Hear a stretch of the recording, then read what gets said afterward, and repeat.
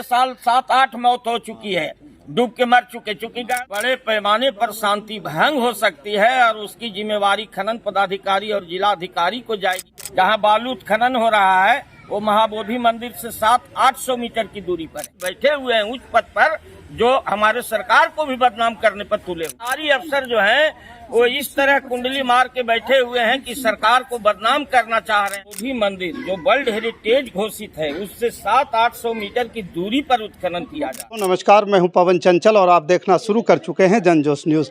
देखिए, आज जो मेरी मौजूदगी है बोधगया में, और बोधगया के निरंजना नदी का नाम तो सुने ही होंगे।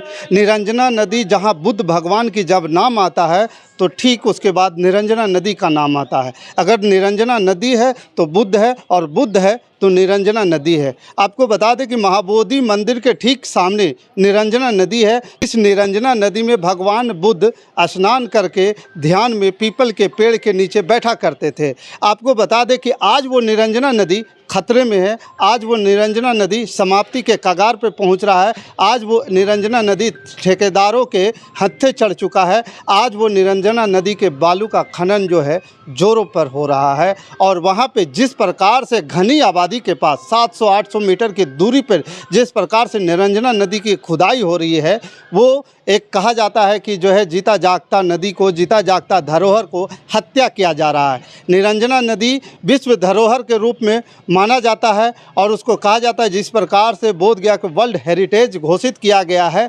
उसमें उस वर्ल्ड हेरिटेज बोधगया को वर्ल्ड हेरिटेज बनाने में निरंजना नदी का भी एक अहम योगदान है और उसकी भी एक अलग पहचान है विश्व स्तर पर। लेकिन जिस प्रकार से बालू खनन ठेकेदारों द्वारा जो किया जा रहा है, अधिकारी पदाधिकारियों द्वारा जो किया जा रहा है, वो एक अशोभनीय है, अमानवीय है। जिस प्रकार से प्रकृति की हत्या किया जा रहा है, जिस प्रकार से यहाँ इसको लेकर के यहाँ के स्थानीय लोगों में ज़बरदस्त विरोध है। भाजपा नेता प्रेस कॉन्फ्रेंस कर बता रहे थे कि जिस प्रकार से निरंजना नदी की खुदाई हो रही है, पहले भी मोचारी में भी खुदाई हुआ था यहाँ से कुछ मीटर के दूरी पर, लेकिन उस खुदाई में जब बारिश में पानी आती है तो उस दौरान 7-8 मौतें हो चुकी थी। अब इस बात को लेकर के सोचने और समझने की ज़रूरत है। अब यही सवाल एक खड़ा हो रहा है कि क्या निरंजना नदी की खुदाई इसी प्रकार जारी रहेगा? क्या सरकार भ्रष्टाचारियों के ऊपर जो है नकेल कसने में कामयाब होगी या नहीं होगी? इससे पहले आप जो प्रेस कॉन्फ्रेंस अनिल सिंह जो किए हैं उनकी बातों को सुनिए। प्रेस मीडिया के बंधुओं से ये आग्रह करना चाहूँगा कि आप लोग देश के चौथा स्तंभ आते हैं और मीडिया समाज का आईना होता है और आईना वही दिखाता है जिसका चेहरा में खुद दिखता है। वैसी परिस्थिति में मैं आपको दिखाने का आग्रह करूंगा और सरकार से इसके मांग करने के लिए आग्रह करूंगा। भैया निरंजना नदी में अभी जो बालू का उठाव उत्खनन हो रहा है वो महज बोधगया महाबोधि मंदिर जो वर्ल्ड हेरिटेज घोषित है उससे 700-800 मीटर की दूरी पर उत्खनन किया जा रहा है। उत्खनन का एक मानक भी होता है, जो मानक सरकारी रजिस्टर में दर्ज होता है कि कितना फीट उत्खनन करना है। सरकार की जो यह है कदम है वो सराहनीय है, पर तो सरकारी अफसर जो है वो इस तरह कुंडली मार के बैठे हुए हैं कि सरकार को बदनाम करना चाह रहे हैं और चाह रहे हैं कि दोबारा सरकार इनकी न लौटे। कुछ वैसे विरोधी मानसिकता के लोग सरकार में बैठे हुए हैं उच्च पद पर, जो हमारे सरकार को भी बदनाम करने पर तुले हुए हैं। अभी जो डाक दर्शाया गया है वो दर्शाया गया है हथियार, नीमा और मोचारी, जबकि मोचारी की दूरी महाबोधि मंदिर से 1 से 1.5 किलोमीटर की है। जहां बालू उत्खनन हो रहा है वो महाबोधि मंदिर से 700-800 मीटर की दूरी पर है। उत्खनन भी इतना किया जा रहा है जिससे अगल बगल का वाटर लेवल अभी से ही 10 से 15 फीट करीब खत्म हो चुका है, नीचे चला गया। ऐसी स्थिति में इनके खनन पदाधिकारी या जिला पदाधिकारी से मैं ये मांग करता हूं कि स्वयं अपने स्तर से निरीक्षण करें और इसको आकर के देखें कि चूंकि जनता में जो आक्रोश है वो जनता कम से कम आक्रोशित न हो और जनता के हित का काम हो। इसके लिए मैं ये आग्रह आप लोग के माध्यम से करूंगा कि स्वयं आकर के निरीक्षण करें। यदि ऐसी स्थिति रही तो आने वाले समय में बड़े पैमाने पर शांति भंग हो सकती है और उसकी जिम्मेवारी खनन पदाधिकारी और जिलाधिकारी को जाएगी, न कि लोकल पब्लिक को जाएगी, क्योंकि कि ये दायित्व उन लोगों की बनती है। लोकल पब्लिक सिर्फ गुहार लगा सकते हैं, मांग कर सकते हैं, लोकल पब्लिक कानून अपने हाथ में नहीं ले सकते हैं। आज इसी के क्रम में टीका बिघा भोजवर यहाँ के लोग, बाजार के लोग जाकर के उस उत्खनन का विरोध किए। उस उत्खनन के विरोध करने में ठेकेदार द्वारा गुर्गा रखा जाता है, जो अवैध रूप से डंडा, भाला, गड़ासा, हथियार लेकर के उपस्थित हो गए और मारपीट में तब्दील हो गई। मारपीट उल्टे जनता ही लोग ही मार खाए और उल्टे वो जो ठेकेदार के द्वारा केस किया गया और निर्दोष जनता को फंसाया गया, जो केस में आज भी बेचारे इन्वॉल्व हैं।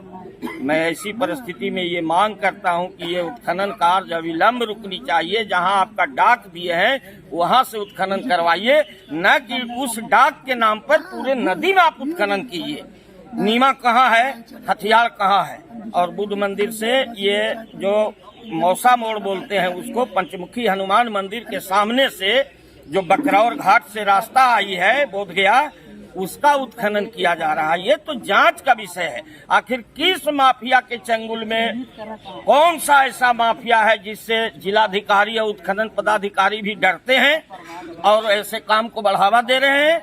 मैं इन्हीं चंद शब्दों के साथ अपनी वाणी को विराम देता हूं और पुनः आप लोग के माध्यम से ये मांग करता हूं कि कमिश्नर, जिलाधिकारी और उत्खनन पदाधिकारी स्वयं इसकी निरीक्षण करें और निरीक्षण करके उत्खनन कार्य को अविलंब बंद कराया जाए। ये तो अवैध खनन हुआ ना, जब यहाँ पे घाट घोषित नहीं किया गया है तो फिर ये वैध कैसे हुआ और फिर इसकी चालान कैसे कट रही है? अब यही तो रोना है ना कि आखिर जब कोई बड़ी मिली भगत नहीं है तो आखिर वो चालान तो देता होगा उसी के नाम पर जहाँ का डाक लिया है, लेकिन उत्खनन अलग जगह पर हो रहा है। डाक लिया है आपका हथियार बोधगया से 3 किलोमीटर 2.5 किलोमीटर की दूरी है, नीमा 3 किलोमीटर की दूरी है, मुचारी 1.5 किलोमीटर की दूरी है। तो ऐसी परिस्थिति में फिर बजरंगबली, पंचमुखी हनुमान और ये बोधगया के ठीक मंदिर के 700-800 मीटर की दूरी पर कैसे किया जा रहा है, यही तो हम लोगों को भी समझ में नहीं आ रहा है।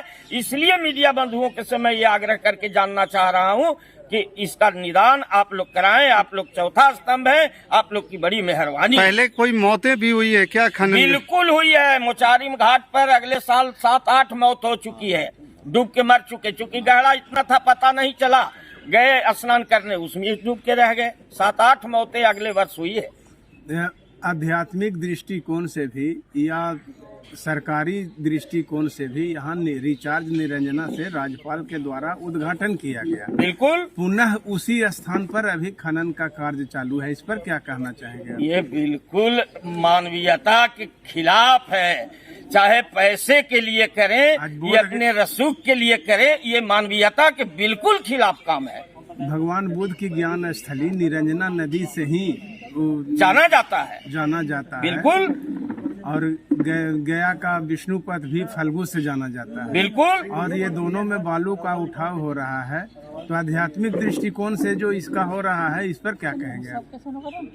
ये तो मैं तो अपने तरफ से कहता हूँ कि जितनी शर्मनाक है ये बातें, उससे और इससे ज्यादा क्या कहा जा सकता है कि कम से कम हमारे देश प्रदेश के नेता, मंत्री, मुख्यमंत्री ये कम से कम विचार करें। एक तरफ माननीय मुख्यमंत्री बोधगया के लिए इतना कृत संकल्प है और दूसरे तरफ उनके पदाधिकारी और गुर्गों द्वारा इस तरह का घिनौना कार्य किया जा रहा है।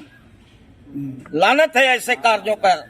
इस पर अविलंब कार्रवाई होनी चाहिए। मैं तो ये कहता हूँ कि ये सरकार में बैठे पदाधिकारी है, ये सरकार विरोधी मानसिकता के हैं, तभी इस प्रकार का कार्य वो लोग करा रहे हैं। सरकार विरोधी मानसिकता के नहीं होते तो इस पर अब तक उन लोगों द्वारा कार्रवाई की जाती।